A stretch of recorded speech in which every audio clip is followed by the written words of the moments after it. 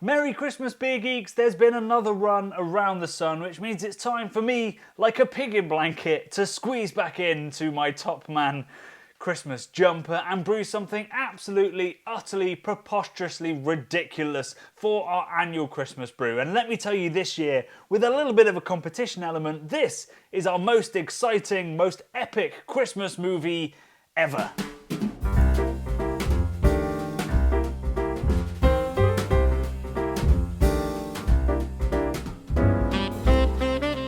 All great Christmas movies, of which I am of course talking about all Hallmark movies, need some really dodgy CGI, so let's bring that in and get stuck into this year's Christmas brew. So this year is going to be a little bit different. We've received not one but two very exciting Christmas gifts from our homebrew sponsors, Grainfather. So if you're a homebrewer, you probably knew this already, but Grainfather have released two amazing new all-in-one homebrew units to the market this year, and we are very excited to say that we have been given one of each to try out, to put through its paces and to create something very special. And Brad and I, you know, being alpha males, being incredibly competitive and it being Christmas, thought that we could use this as a great opportunity to turn it into a Christmas competition.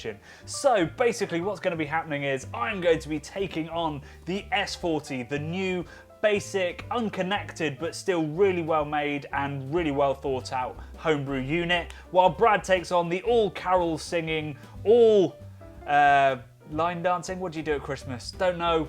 All singing, all dancing G40, which is somewhere between the G30, their flagship, the one we've been brewing on for years, and the G70, which is a big, reinvented kind of brewery. But obviously the main question is going to be, what are we going to be brewing this year? And we should probably start by discussing what a Christmas beer even is. So the best way to do that is to click the link above where you can watch the video that went live last week, which asked what is Christmas beer, and indeed dug into the history of it and how we got from Scotch ales, oh yes, to this, which is a gingerbread milk stout, and the kind of pastry element that has begun to overtake the Christmas beer scene. I say begun to, the Belgians have been doing it for years, but there we go. But the clue to what we're going to be brewing this year for our Christmas beer is actually the third bottle that I have there, and this is a Hefeweizen. So the reason we picked a Hefeweizen, well, there's a couple of reasons. The first one is that one of the major characteristics that you get from these gorgeous German yeasts is clove, which is just about the most Christmassy spice that I could possibly think of. So generally it's seen as a summer beer in Bavaria, but it can also make a really great winter beer, particularly if it's dark. And so the second reason that we picked a Hefeweizen is because every year I have a tradition of cracking open a bottle of the absolutely beautiful Schneiderweiss Tap 6, which is, well, it's an 8% Doppelweizenbock. So it's a Weiss beer, but it's dark, it's big, it's 8%, and it's loaded with the banana and the clove, but also it's got lots of figs and dates and prunes and raisin kind of notes that make it absolutely amazing with mince pies. Now I know what you're thinking. You're probably thinking, Johnny, this is very heartwarming, it's very Hallmark, it's very festive, but where's the competition element? And that's what I'm going to tell you about right now. So I've created a really simple Hefeweizen recipe. 50% wheat malt, 50% Pilsner malt, some lovely German noble hops, and then the classic Weihenstephan yeast that's going to give us all of that clove and banana character, that real Christmas kind of push. And I've taken that recipe and I've given it to Brad, and I've said to him, somewhat dangerously, tweak it as much as you like. I want you to make it as Christmassy as possible, and I'm going to do the same. And then we're going to come together, brew it together at my house, and see who can come up with the beer that speaks most of Christmas, that sings the holly and the ivy right up our nasal passages. That sentence got away from me.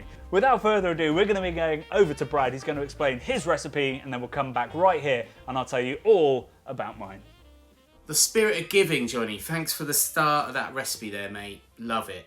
I love a Hefeweizen, but it's a bit basic. It's not quite Christmassy enough for me. So, as you know, I love a Schneiderweiss Tap 5, you know, the hoppy one. So I'm going to be inspired by that on my brew day, and I'll be adding in some Amarillo, because it's really orangey anyway, which obviously is super festive. I'll also be adding in Mandarina Bavaria, because it's orangey too, and it's a German hop, so more on the traditional Hefe style. I'm also going to ramp up those orangey vibes with some sweet dried orange peel, whip beer style. Mate, it's going to blow your absolute bloody socks off, and I think I'm going to reign triumphant in the great Christmas brew-off.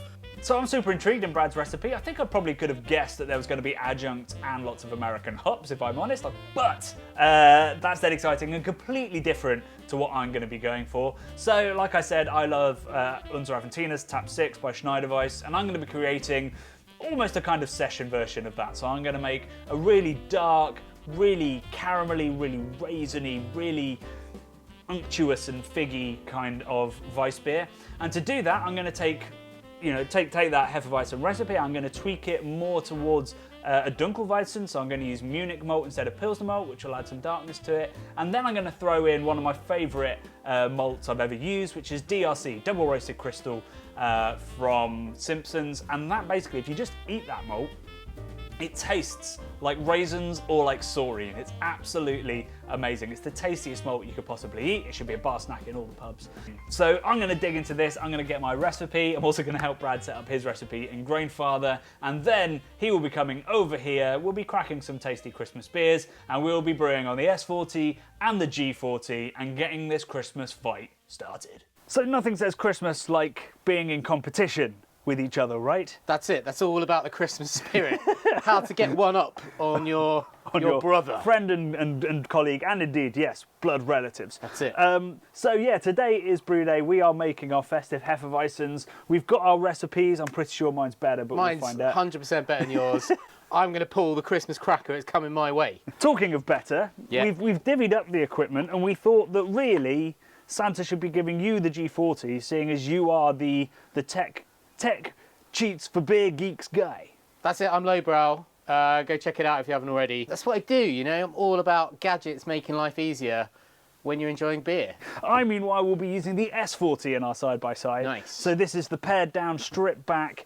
Still lots of lessons learned from the G30, but just made simpler and, made cheaper so that more people can get into it.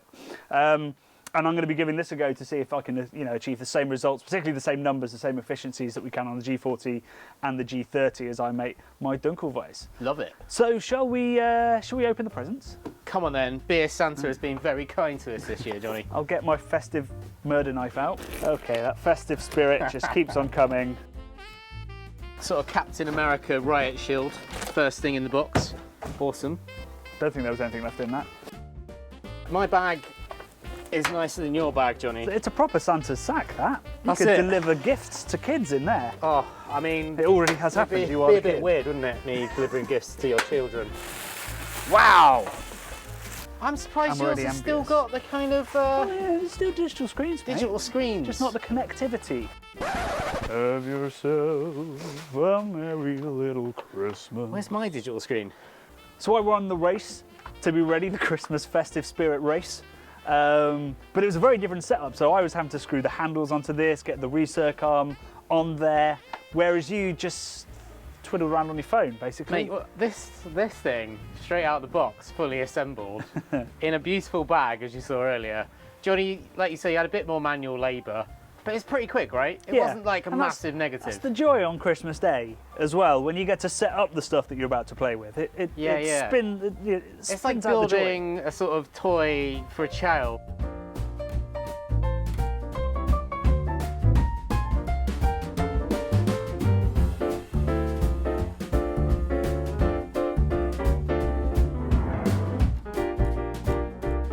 So we've hit the first mash rest, so it's time to mash in. We're mashing in at a really low temperature, which is 43 degrees. Do you know why, Brad, as a recipe creator? Of course not, Johnny, but you're here to tell us. So yeah, it's to get a particular acid which is going to help with the production of the clovey aroma of these beers. So when you're doing a Hefeweizen, it's always advisable to mash in at 43, get that particular acid, formed as part of the mash, and then we can bring it up to the usual temperature. How did you know you'd reached 43, Johnny? Well, it beeped at me. Oh, right. My phone just beeped at me, so I was, I could have been sat inside, drinking a cup of tea if I drank tea. But instead you were just stood here still anyway. Yeah, I was with you, yeah. Yeah. Oh well. Well, it would have been cool. Right, so we're going to get this mashed in, 20 minutes at that temperature, and then until we've got full extraction at a normal 60, 66, I think, if I remember correctly. We'll find out when, when Brad's thing pings. Let's do it, buddy. Let's do it. Merry Christmas. Merry Christmas. I'm going to need a step ladder, I think. I've raised this Grainfather for a reason that you will see eventually. All will become clear. Oh, and I get the crappy stirrer, don't I? Go on. Yay. Woo. Look at this. This is a thing of beauty. Hey, it's snowing. I'm going to go Salt Bay style. It's pretty great mashing in without having to worry about this pipe coming up the middle, because I used to knock that off. I used to worry about knocking the filter off in the bottom.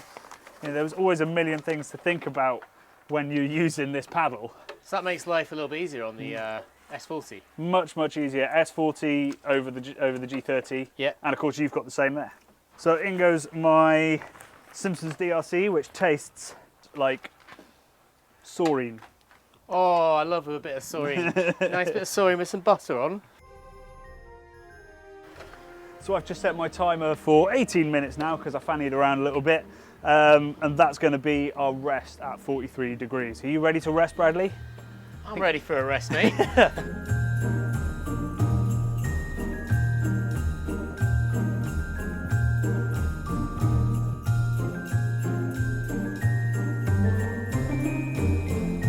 Johnny, my mash is done. I've managed to overtake you. So is it beeping at you yet? Is it beeped? It's beeped. It's okay. beeped. And we are at 75, so you can start sparging, mate, and I'm going to watch you. All right. Where do we put our jug? There's our jug, Bradley. Yeah. This jug Go on. has seen now, it will have seen 3 different Grainfathers without being upgraded. Wow. It's the real hero. It's the little jug that could. It's like, you know, in a Christmas film where the little hero comes out of nowhere and does a little thing that just makes the day. This guy, your 1 litre jug. My 1 litre jug. Beautiful.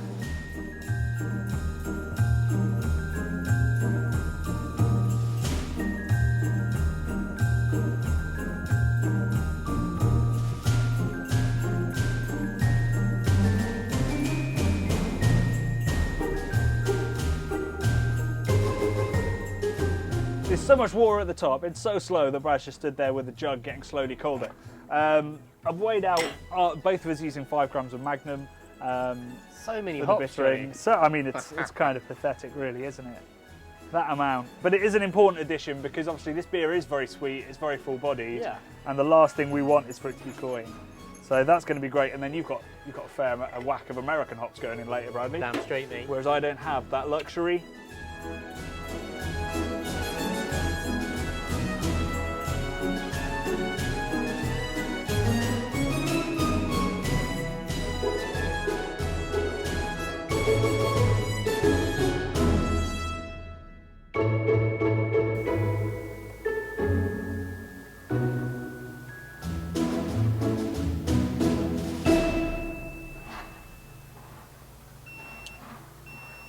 So as you'll see, I've sparged now. I'm just waiting for the temperature to go up and for it all to drip through. And Johnny, you're getting there. I'm getting there. Yeah. I'm catching up with you.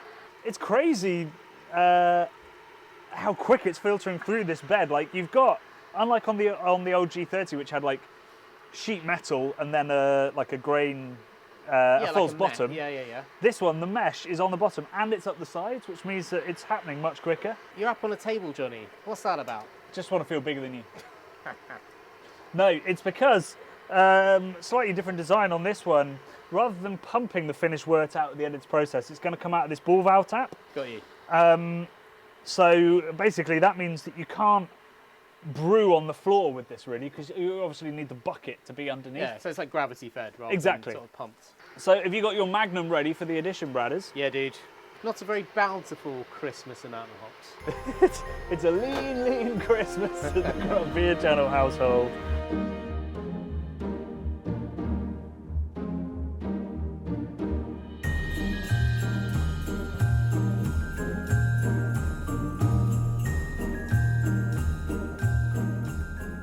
This smells amazing. We've got 25 grams Amarillo, 25 grams Bavaria, and 25 grams of sweet orange peel. I mean, Amarillo, always get the nose on that. the orange peel is the thing that's just really singing for me right now. It's just bringing on all amazing Christmas memories, like eating Terry's chocolate oranges, you know, that kind of like warming by the fire thing. It's just wonderful. So Bradley's being really showy with his hops and also with his orange peel, but I'm keeping it simple, keeping it traditional. You know, the DRC wasn't exactly traditional, but Hallertau Mittelfrüh is about as traditional as it gets for this style of beer. So I'm going to be adding a really small amount of that. That's just going to add a little bit more aroma, a little bit more bitterness, a little bit more complexity to the beer, but otherwise it's all about the malt and it's all about the yeast. So I'm going to weigh that out, put that in. So we haven't talked about the gravity in this episode at all, really. Brad's pretty much nailed his. His was 1052. Mine sat here at 1050, but this was pre-boil. So I'm hoping that by the end of the boil, I'll have gained another 5 points just through boil off. I've lost lots of litres, to be honest. So I should be gaining lots of gravity, lots more sugar comparatively in solution to get the ABV of about 5.5 that we're looking for. Then I'm going to start chilling. Now, Brad's already chilling, he's ahead of me, and he's been using the classic, the counterflow chiller that you get on the G30, and it's amazing. It will get down, you'll walk down to the mid-20s in 10, 15 minutes, really. I've got to use something slightly different, but it's fine though, because everyone loves a Slinky. So this is an immersion chiller. It probably wouldn't go down the steps in a Tibetan monastery, to be honest. And all I'm going to do is throw this, well no, not throw it, it's boiling hot liquid, put this into here, and I can start running cold water through it. But I've got to put it in before I start doing that, because I need to sanitize this in the really hot liquor. So that's going in now, and then a little bit later, I'll be putting my cold water through it, once Brad stopped hogging the tap, essentially. Okay, so Christmas night has fallen. It's drawing in. Yeah, so it's all transferred, it's all in here. So this is your honour, so I'll let you do this. This is Brad's beer, it's ready before mine. Mine is still going. It's going to be too dark by the time we pitch my yeast, so that's why we're talking about it here. So yeah, give it a cup. This is the Weihenstephan yeast. Nice. So, you know, the oldest brewery in the world, or longest continuing brewery in the world, and we're using their Hefeweizen yeast for classic notes of banana and clove that we've heightened by doing that 43-degree rest, and hopefully is going to bring so much character both to the hop from Weiss with the orange peel and to my Dunkelweiss. I felt like we should have sung a Christmas carol or something. Oh, Christmas beer, let's hope you taste delicious. It's pretty strong. There we go. So one to bed, and now, in the dying of the light, let's get the S40 over the line. Oh yeah. So things got real dark, as you can see, but finally, you know, this was really effective. Like I always say, there's a lot to be said for just opening the fucking ball valve.